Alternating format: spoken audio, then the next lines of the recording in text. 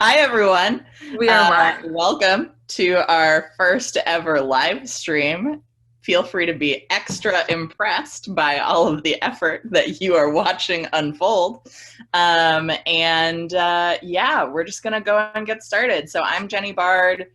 You probably know me if you are here, or you know our amazing guest today, whose name is Liz Wendt, and she'll be introducing herself soon. But yeah, we're just hoping to open conversations about race and what we all can do to be more engaged in our world. And Liz is one of my very dear friends who I met a number of years ago. I was thinking about this, and I think we were both selected for a fellowship, and that must be how we met. And when I met her, she just had like all of the energy in the world and was from Portland and like was ready to change the world, and she's doing it. So I brought her on today. This is Liz. Liz, go ahead and say hi, introduce yourself. Hey everyone, Jenny, thank you so much for I feel like kind of famous for the introduction. Thank you. So again, Liz Wendt, coming to you live from Shreveport, Louisiana, northwest corner. Many times we get confused with this idea that like everywhere in New York is from New York City, right? And everyone in Louisiana is from New Orleans. And no, we're actually very far from New Orleans, about 3 hours from Dallas in that very tiny northwest corner. Pretty small area, but I am excited to be here. And I'll start, which is a little bit about myself. I just turned 31 a couple days ago. Whoop, whoop. I know. I'm getting up there. At first, I felt like pretty old. And then I'm like, I'm embracing my 30s. Like 30s are time for me to just be exactly who I was meant to be. So I feel like I'm kind of coming into my own. Originally from Portland, Oregon, actually super white suburbia Beaverton. So I can't really claim Portland as my own, but I spent a lot of time in Portland growing up. So that's kind of my place. But if you know Beaverton, you know that that's the world headquarters for Nike. So I guess I have to give Beaverton a little shout out. Let's see. I went to a really small private liberal arts college in Wisconsin, Carroll University. And looking back, probably wouldn't maybe, aside from meeting my loving and adoring partner, I may have shifted that, just kind of where we're at right now. But it was very conservative, and it wasn't really morally aligned. It didn't really provide a safe space for students of color. And then I joined the Corps. And for those of you that don't know the Corps, that's kind of slang for anyone who's been in TFA. So we all know what that means. But I joined Teach for America, moved to Mississippi, spent a couple years there, went to Chicago, followed my partner for his final year of his medical school journey. And then now we've been 5 years in Louisiana.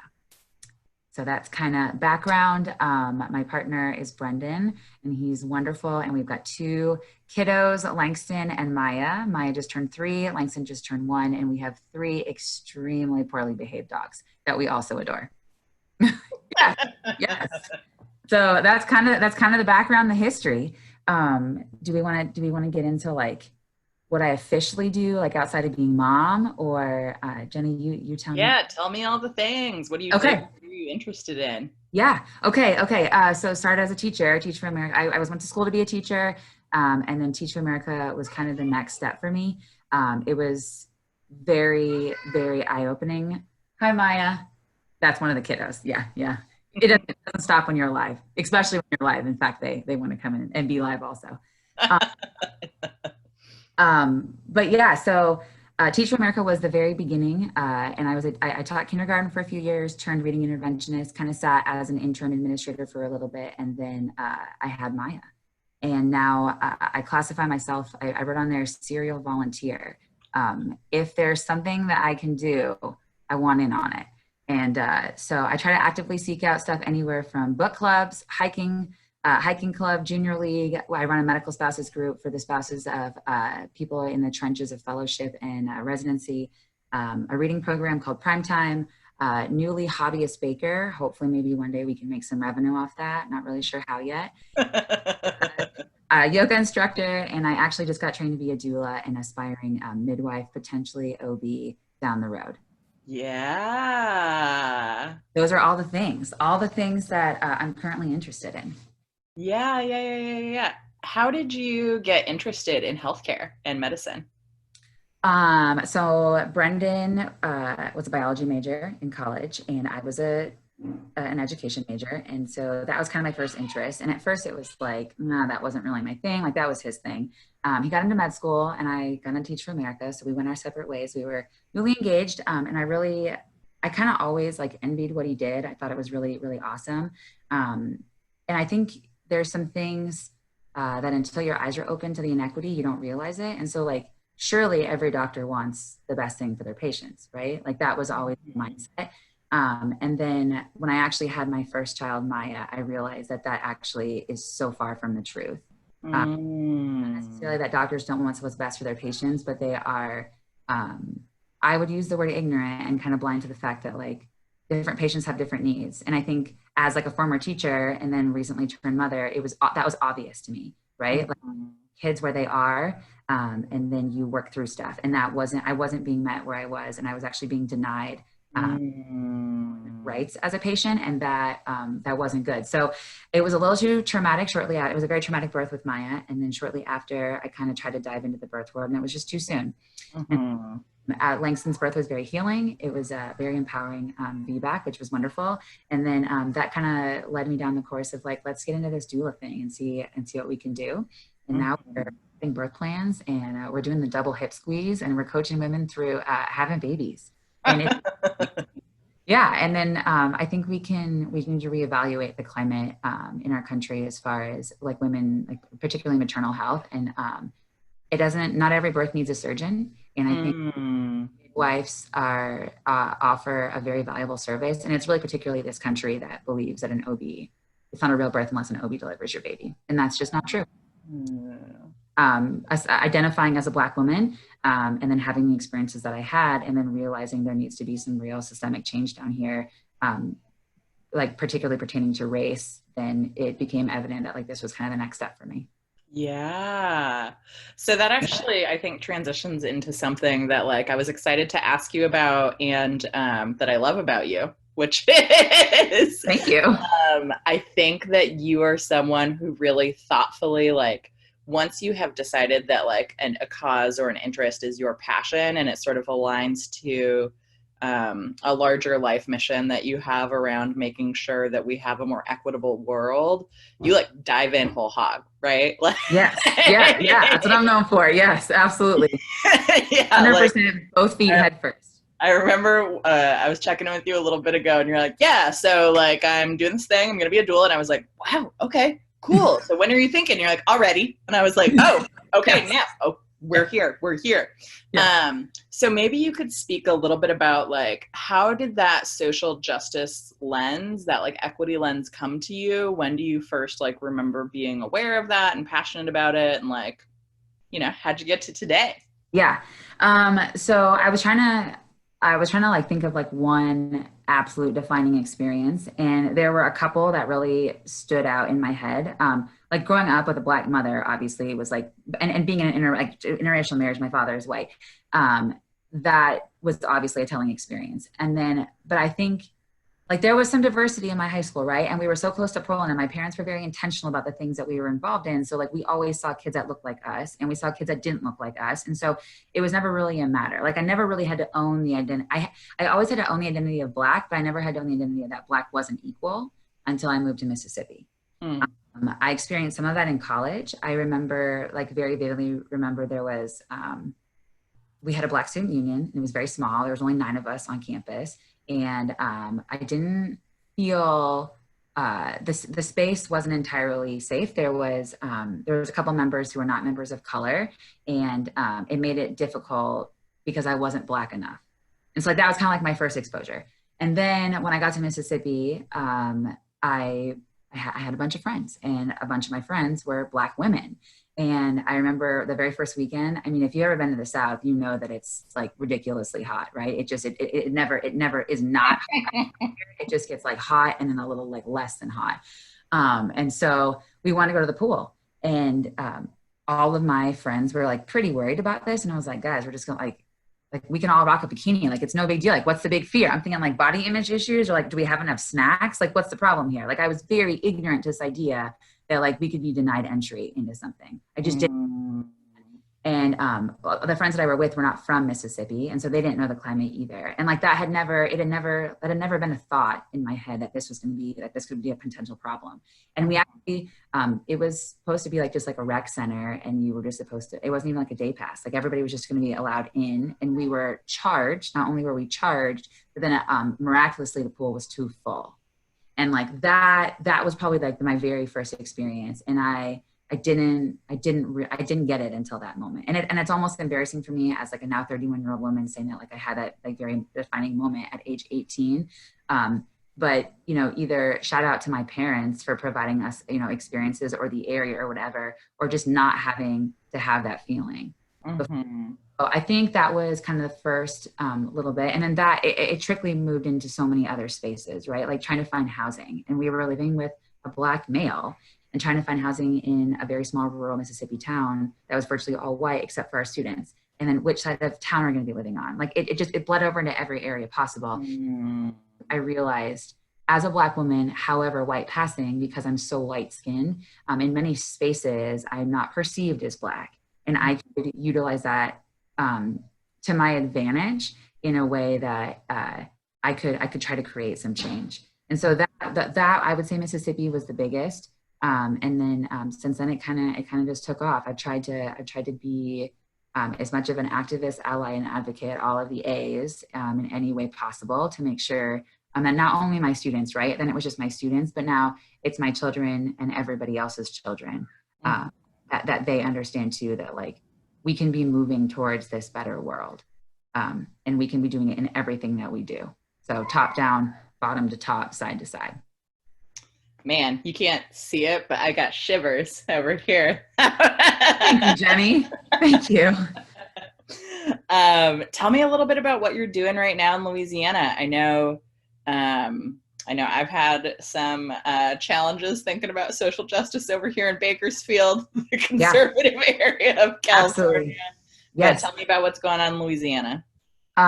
So I think like some of the biggest issues, right, is like just like where a lot of us are still in total denial about the current climate. Like we're thinking that like this is like surely this is just like another wave, like we'll ride this wave and it'll be over. And I think that like Louisiana is like particularly stuck in this idea that this is going to come to an end, and it's not going to come to an end in the favor of people of color. Like this is going to eventually dissipate, and then things will kind of feather out.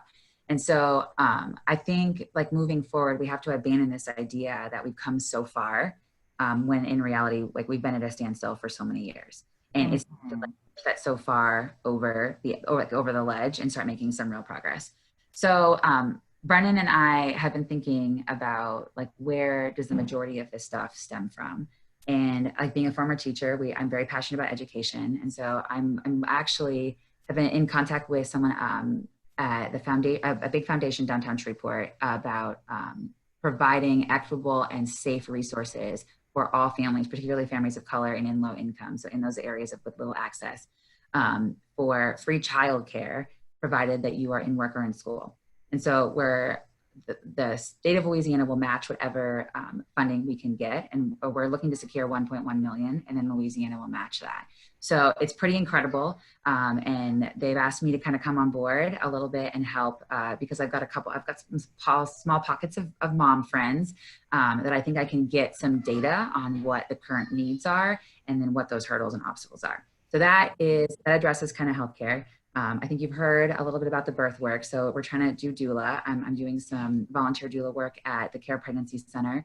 And that's been really wonderful. One of our moms, fingers crossed, is delivering right now. So yeah, prayers for her. I won't shout her name out in case she doesn't want to be on here, but hopefully it's going well and she knew her options and she's being respected and honored. Due to COVID, I can't be there.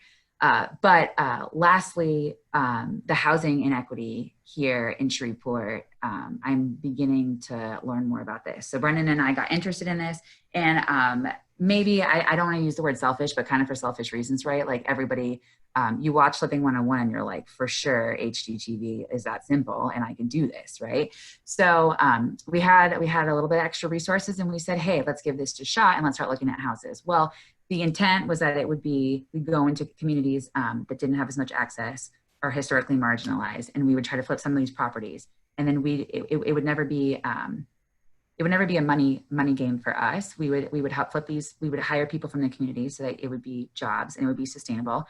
And then the homes would go back to people, potentially first-time home buyers. And we've got friends who are lenders who have secured money to make this happen. Well, then we come to find out that all of these properties are rental and there's a bunch of roadblocks and it's been very difficult. So we're trying to restore Habitat for Humanity here, so we can get the ball rolling back on that. And there's already existing groups. I don't think we have to reinvent the wheel. I like to think that I've got some knowledge, and my husband does too, but why reinvent stuff when there's already existing programs that are wonderful? So community renewal and Habitat for Humanity, we're looking to get some places up and some people into some beautiful spaces. That are at a cost that is not going to make them A, house poor, or B, in a space where they're questioning their mortgage or their food or their childcare, because there's enough room for all of us and there's enough space and resources for all of us. That is so awesome. Thank you. Thank you. We're excited. Liz, changing the whole world at once. Medical, housing. We're seeing what we can. We're seeing what we can do. We really are. I think I've tried to always live by the idea that when you have, you give, and when you have less, you give more, because it comes full circle. So, and giving doesn't have to be a one thing, right? Time, resources, knowledge, experience, whatever it may be. Yeah. So I know that something you're passionate about is people showing up authentically to conversations about race and like having a learner's mindset, right? Absolutely. I imagine a lot of my followers who might like consume this talk are wondering like, okay, well, what as a white person can I do? I think I've seen a lot of either like unintentional silence or just like really painful first steps about like, well, do I ask? Like, so what recommendations would you give to white folks who are like starting out in the work and want to show up and be an ally? Okay, so a couple of things. I personally have received a lot of requests for, you know, like, do you have resources to share and do you have help? And I want to open the conversation. And I know, Jenny, we've like briefly touched on this. At first it was like it was too soon, right? It was too fresh. And I think it's always been too soon and too fresh, but like when these big things happen, and they're all big things, but when they go viral, and they're very impactful, it's hard to be further burdened, like you're already hurting, and then to be further burdened to provide resources. So I think, I don't want to use the word, I don't even want to use the word wait, but I think, like sitting in the uncomfortability sometimes is really important. So like getting comfortable being uncomfortable. And then the teacher in me has a series of A's that I'm going to utilize that I think, if anything you take from this, consider some of these. So I think admitting that there's a problem, right? Like there's an issue. And if you are white, you're part of the problem. And that's not me being ugly, that's me being honest, right? Like so admitting, acknowledging. I have to acknowledge that that like those two kind of go hand in hand. Like there is something, like I'm part of the problem is greater than me, but I own a piece of this problem, and therefore it's now my responsibility. So then you have to adjust. You need to make some adjustments in your life, and however that may look. And the adjustments can be as small as when you hear something that doesn't align to the way that you're trying to be, which is hopefully anti-racist. You call it for exactly what it is. And maybe you don't have the buzzwords or you don't have the answers, but you do know how to say, that didn't feel right. I don't know if that's really what you intended to say, but your impact was this. And we should probably rethink that. Or let's talk about that some more. I think that's super important. So adjust and address and like constantly addressing. And even in areas where there's gray space, particularly in those spaces, you need to step up and you need to say something. And that's getting vocal on social media. That's getting vocal in your friend groups, and it starts in your house too, right? Like maybe your partner and you are on opposite ends of the spectrum, and like that can't exist in this space. Like to be acknowledged as a human, I need my partner to be politically aligned, to be humanitarianly aligned to the things that we believe in morally and ethically. And then I think you have to act, and you have to act without apology. Apologies don't come in the form of I'm sorry, but apologies come in the form of I'm sorry, period. How can I do better? What can I do better? Where do I do better? How do I do better? And you keep asking the same questions over and over again. So if you're tuning in and if you are not a person of color, please consider some of those A's: admit, acknowledge, adjust, address, act, and act without apology. And do it every time. Don't do it when you're in an encounter with someone that you'll never see again, and the response, regardless of the way it's received, it doesn't impact you. No, every time, every single time you do it.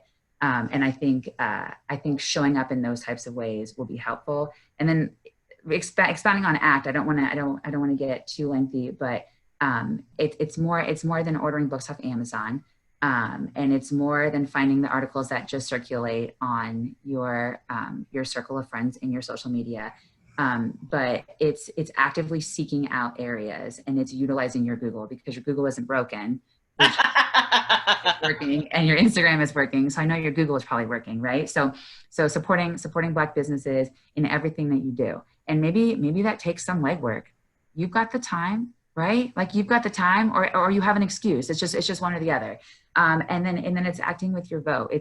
You got to go to the polls and you got to go ready. And there's no more, well, my money is really important to me. So, I'm conservatively, I'm fiscally conservative. No, either you're anti-racist or you're racist. I know that sounds very polarizing, but it's one or the other. And you can't be friends and have that Black friend and then go to the polls and vote against them. Mm-hmm. I think if you have some takeaways, I hope that those are them. Yeah, I mean, first of all, thank you for making it so organized for people to remember all those A's. And then I also think it's one of those things where people have to decide what their competing commitment is. You know what I mean? Yep. Oh man, I really wish cops would stop killing Black people. Okay, I'm going to do the work this time. And then we do a book club or start posting about something, but then not wanting to do that deeper inquiry with white people about hey, why do we do this thing? Right? Yep. Because it's uncomfortable and it's actively changing something about yourself. And I think people don't realize that you have to change if you want to change, right? For sure. No, for sure. And it's hard. I know every step of this way is going to be a different feeling of uncomfortability. And I also think that it would be remiss for me to say that you arrive. There are still things that I'm working on constantly, because I can take advantage of a system by being the color of skin that I am and having the privilege to have had the education that I have, and being married to a white heterosexual male, right, who also happens to be a doctor and identifies as a Christian, right? Those are all huge privileges that I have to continually check to make sure that the work I do is in line with the things that I believe in, and that I hope I can radiate to other people too. It's a level of uncomfortability that I don't think anyone particularly loves, but if we want to see forward progression and we want to see equity and justice for all, it's undeniably the most important work. Okay. Last question I got for you today. Yeah. So this is heavy stuff, right? We've been talking about personal identity work and pain and all these different things. How do you find joy? How do you stay because you are also one of the most joyful people I know, in addition to being someone who wholeheartedly takes things on. How do you maintain that? How do you build that resiliency? My kids help a lot, and Brendan helps immensely. I think for so long I've also attached my joy to other people, and I'm in this very coming of age time of being 30, now 31, excuse me. I'm also finding joy in solitude. I never liked to be alone, and I think it was one of those things I was running from my own thoughts. And thank you, quarantine. You really slowed me.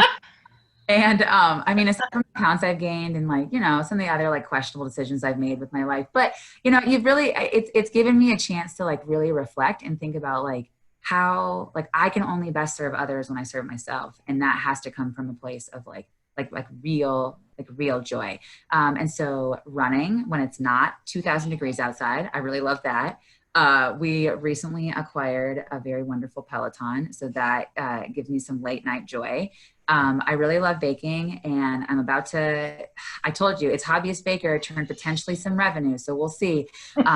But chocolate chip cookies and almond raisin are my go-to. I'm finalizing that gluten-free recipe. So I would say like there's a lot of things, and I really love to travel. I think Shreveport has been a space for us for the last 5 years. It's definitely not going to be our forever. And I hate saying that I try to escape this place whenever I can, but in reality I do. And we have the luxury of being able to travel a lot. So travel, and then like just deep connection with friends, and with friends and family, and constantly reminding myself that like all of us matter in a really wonderful, beautiful way. And the strong friends need check-ins too. So yeah, I would say that those are the things that bring me joy.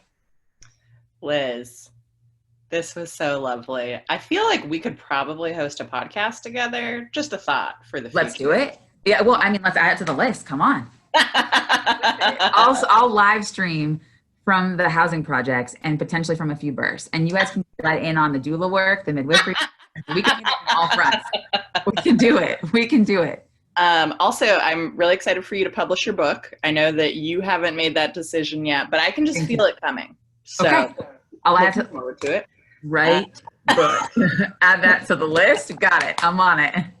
In the meantime, if people want to follow you on social media, if they want to learn more about you, how do they find you?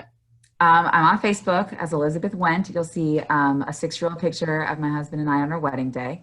The kids don't make their debut on social media as much as they should. I try to shield them just a teeny bit by consent reasons, right? But on Facebook, Elizabeth Wendt. I do really go by Liz, so I probably should change that. But Elizabeth sounds so formal. And then Instagram, I'm not a pro. I'm working on it. Mrs. Wendt 04. You can find me there, and I think somehow we can link it to this maybe. Or yeah. We'll tag you. You probably knew that. Yeah. So Mrs. Wendt 04. But those are the two spaces that you can find me. Cool. Well, thank you so much for today. I love you. I love you. Thank you for sharing your wisdom.